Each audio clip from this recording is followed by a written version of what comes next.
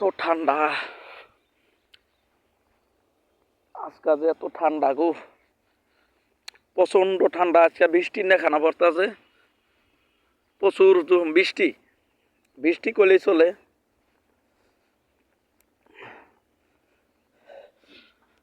এত বৃষ্টি। এই যে এই শীতের ভিতরে আয় এই রডটি আরো বরফ বরফ হয়ে গেছে। এখনো লোকজন আসেই নাই। হ্যাঁ,